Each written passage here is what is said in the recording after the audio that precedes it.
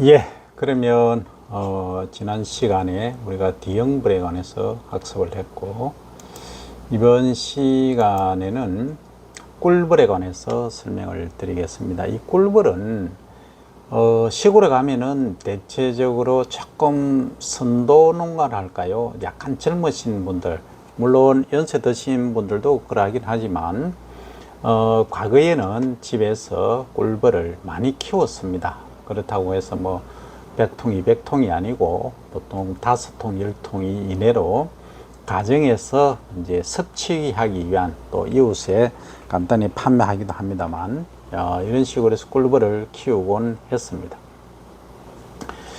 이 꿀벌은 이제 그 벌에 있어서 그 재래종이 토종벌하고는 조금 다릅니다. 그 생긴 모양새도 다르고 꿀의 퀄리티랄까, 꿀의 질도 완전히 다르죠.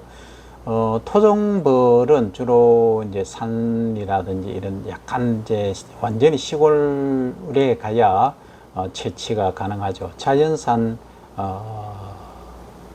꿀이죠. 일명 그 깊은 산 속에 있는 밤, 아카시아 뭐 이런 여러 가지 꿀들, 이런 것들이 있죠. 이런 것들을 아주 날갯짓을 해서 농축시키는 꿀이 되겠습니다. 그러나 일반 우리 꿀들은 양봉이라고 합니다. 그죠? 여기는 우리가 인위적으로 설탕을 주죠. 그죠? 설탕을 줘서 이걸 먹게 하고 그 일벌들이 화분에서 꽃에서 꿀을 따오는 걸 이제 우리가 가로채는 거죠. 그죠? 예, 그렇게 하는 방법인데, 이 꿀벌은 이제 양봉은 꿀벌 생산이나 기타 양봉 부산물의 생산에 국한되지 않고 꿀벌을 화분 매개의 주요 곤충으로 이용하기도 한다 하는 거죠. 그죠? 실제 이 꿀벌을 가지고 그 딸기 재배라든지 고추 재배지에 많이 활용하기도 하고는 있습니다. 그 다음에 양봉 분야의 경제적 가치 평가에서 화분 매개에 의한 농작물의 결실 효과는 벌꿀과 밀랍을 생산하여 얻는 이익보다 이미 높게 평가되어 왔다라고 이야기를 하고 있습니다. 그래서 양봉 분야의 그 경제 가치를 보면은 이게 벌 한 통에 얼마만한 꿀을 따느냐, 그리고 밀랍이 어느 정도 채취되느냐에 따라서 이거하고 화분 매개에 의해서 농작물에 얻는 수익, 소득을 이렇게 비교해 보니까 이게 화분 매개의 효과가 훨씬 크더라 하는 이야기가 되겠죠. 그래서 미국에서 꿀벌의 화분 매개에 의한 이익이 189억 불, 머리 아프니까 200억 불 할게요. 200억 불이면 여기다가 1000만 곱하게 되겠습니다. 1000 곱하면 200억, 1000억, 조, 10조, 20조죠. 그죠? 20조 정도가 화분 매개에 의한 이익이 되겠습니다. 20조면은 우리나라 국방 예산이 50조니까 약 절반 가까이 됩니다. 그죠? 이의 이익은 직접적인 건 뭐냐면 과실, 종자 및 섬유 등에 있어서 약 58억 불, 그리고 종자 생산 이익이 59억 불. 요게 비슷하죠. 그죠? 그러니까 종자하고 섬유가 58억 불, 종자 생산 이익이 59억 불이니까, 그 다음 건초 생산에 의한 육류라든지 낙농 제품 이익의 약 70억 불이 되겠습니다. 그럼 요거는 어떻게 보면은 축산 분야고, 요 앞부분은 요거는 주로 이제 그 식물에 의한, 작물에 의한 이야기가 되겠죠. 그래서 양봉 자체의 산물 수익인 1.8억 불보다 약 140여 배 높았다 이야기가 되겠습니다. 캐나다에서도 양봉 산물로 6천만 불의 수익을 얻는 데 비해서 화분 매개를 통해서 12억 불의 수익을 얻었다고 이야기를 하고 있습니다. 양봉을 본격적으로 화분 매개에 이용한 것은 터키 원산인 아몬드를 미국에서 대규모로 재배하면서 1940년 꿀벌 봉분을 이용해서 시작을 했다는 겁니다. 여기 이제 본격적으로 화분 매개에 이제 이용한 것이 터키 원산인 아몬드가 있습니다. 아몬드가 종류가 여러 종류가 있죠, 그죠? 그런데 이 터키 원산인 아몬드를 미국에서 대규모로 재배하면서 1940년에 꿀벌 봉분을 이용해서 시작을 했다 하는 이야기가 되겠습니다. 근래 미국을 비롯한 세계 여러 나라에서 농작물의 화분 매기를 이용한 양봉조합이 이제 조직되어 우리나라도 양봉조합이 있습니다. 몇 년 전에는 그 벌이 거의 사라질 지경, 벌에 에이즈가 걸렸다 하는 정도의 그 리스크가 있었습니다. 지금 조금 극복이 된 상태긴 하지만 아직도 이 꿀벌이 좀 문제가 많이 되고 있습니다. 그래서 이 양봉조합에서 이제 채종업자, 종자를 채종하는 거죠. 그 다음 시설 채소 및 과수 재배 농가에서 필요한 시기에 봉군을 이제 분배를 하는 거죠. 나눠준다는 거죠. 그리고 봉군의 임대 및 이용 기술의 개선책을 마련하는 등 적극적으로 농작물의 수정에 꿀벌을 이용하고 있다 하는 이야기가 되겠습니다. 국내에서도 야생 방화성 곤충의 감소로 방화성이라고 하는 것은 방화라고 하면은 이게 이제 불을 내는 것을 방지한다 이렇게 이야기를 할 수가 있는데 이것은 여기서 화성이라고 하는 것은 성을 이제 화분을 옮기는 것을 말하죠, 그죠? 그래서 화분을 옮기는 이런 곤충의 감소로 시설 과철이라든지 노지 가수 농가에서 충분한 화분 매개를 목적으로 교화기 봉군 유치의 필요성을 절감해 왔다 하는 이야기를 알 수가 있습니다. 그래서 국내에서 몇 년 전에 상당히 문제가 노지 그 재배에서 시설 과철이라든지 과수 이런 데 문제가 되었다 하는 거죠. 그래서 이제 문제가 됐는데 그 이전에 사실 많이 이제 우리가 보이지 않게 활용을 하고는 있습니다. 그 벌뿐만이 아니고 나비도 관여하고 여러 가지 바람도 관여하고 하긴 하죠, 그죠? 그 다음 1970년대 하우스 딸기 재배에 이제 70년대니까 상당히 오래됐죠. 5, 60년 전의 이야기지만 딸기 재배하는데 꿀벌 봉분을 처음 투입해서 화분 매기를 시작을 했다, 그죠?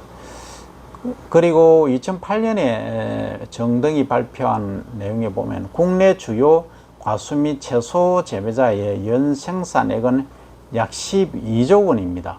이 중에서 꿀벌 화분 매개를 통해서 발생된 생산액은 약 6조 원 정도로 추정됩니다. 그래서 국내 1차 양봉 생산액 3,500억 정도가 되죠. 예. 그래서 1차 양봉 생산액이 3,500억 정도인데 여기 한 18배 정도, 약 20배 정도가 양봉에 의한 화분 매개의 가치와 중요성을 보고하고 있다는 거죠. 결국은 이게 우리가 꿀벌이 화분을 매개해서 넣는 것이 약 6조 원 정도 되는데 양봉 생산액에서 넣는 것이 한 4천억 정도밖에 안 된다는 거죠. 이렇게 이해를 하시면 실제 우리가 꿀벌에서 얻는 이익보다는 화분 매개를 통해서 얻는 것이 한 20배 가량 높더라 하는 거죠. 여기 앞에 이제 미국에서도 이런 이야기들을 했죠, 그죠? 그래서 직접 이게 화분 매개에 의한 이익이 한 200억 불 정도 되죠, 그죠? 예. 그 다음에 실제 이제 꿀벌을 통해서 얻는 이익이 12억 불 정도의 수익이니까 이게 15배, 17배 정도 되죠, 그죠? 이렇게 차이가 난다. 그럼 한 20배 정도는 여러분들이 보시기에 한 20배 정도는 화분 매개하는 효과가 벌을 양봉해서 얻는 수익보다 더 크다. 이렇게 이해를 하시면 되겠습니다, 그죠? 그 다음에 이제 화분 매개 곤충 중에서 가위벌류가 있는데 가위벌류는 벌목이랍니다. 우리 종속 과목 강문계에서 벌에 관한 목 단위로 목 강문계라 하죠. 여기서 꿀벌과입니다. 과가. 그 다음에 가위벌 악과, 속하는 종류 중에서 뿔가이벌속이라는 게 있습니다. 그리고 가이벌속, 이 두 가지를 말하는데, 뿔가이벌속과 가이벌속, 이 두 가지를 이야기를 하고 있습니다. 이들은 광범위한 목초 재배지, 가수원에서 중요한 화분 매개곤충으로 전 세계적으로 이용되고 있습니다. 94년에 보치라는 분이 발표를 하셨죠. 가이벌류의 이용 역사는 세계 주요 농업국인 캐나다에서 1946년 가이벌의 화분 매개 습성을 이용한 목초 생산 정대 방안을 연구한 바가 있었습니다. 1946년이니까 벌써 70년 전의 이야기가 되겠습니다.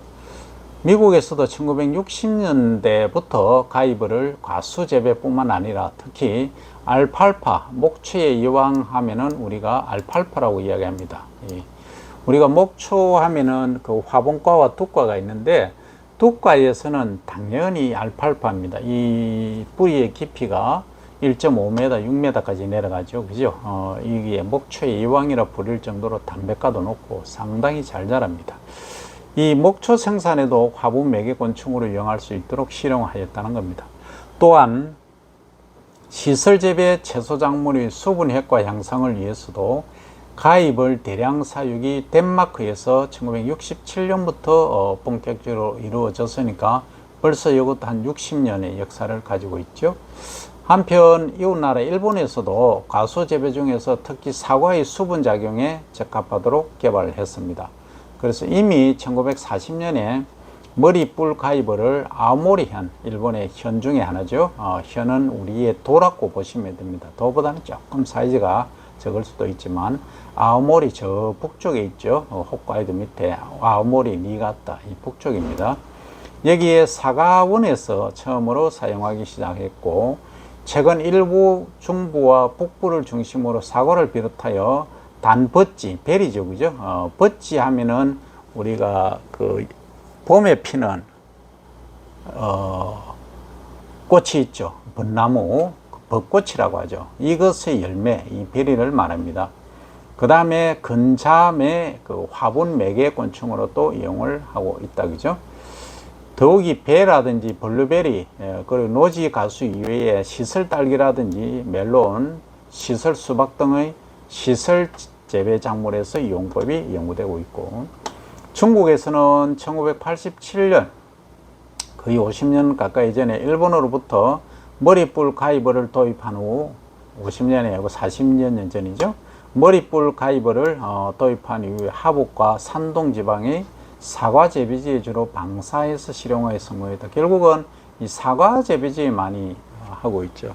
감에서는 이야기가 안 된다, 그죠? 감은 문제가 화분의 수분 수정에 문제가 없다, 이렇게 이해하시면 되겠습니다. 특히 노지 가수의 머리뿔 가이벌을 사용하고 있고, 최근 자생종의 하나인 꼬마 민뿔 가이벌, 민이라는 것은 없다는 뜻입니다. 작은 꼬마, 작은 뿔 없는 가이벌, 이렇게 이해를 하시면 되겠습니다. 이에 대한 이용 연구가 진행 중이고, 국내에서도 타과 수분에 의해서 좋은 과실을 생산할 수 있는 사과라든지 배 등의 과수에서 화분 매개 효과 증진을 위한 머리뿔 가이벌의 이용을 하고 있고, 그리고 우리 그 경상북도 청송이라고 하죠. 이 청송이 사과가 유명합니다. 밀양 사과, 청송 사과, 옛날에는 대구 사과를 유명하게 쳤는데, 지금은 경북 청송, 경남 밀양의 얼음골 사과, 그리고 거창 사과도 많이 알아줍니다. 그리고 지구 온난화에 따라서 자꾸 북쪽으로 이제 강원도까지 사과가 재배될 수 있도록 지금 올라가고 있죠. 유도상으로. 사과 수출 농가에서 일본의 아오모리현에서 머리뿔 가이벌을 도입한 이후에 경북 지방을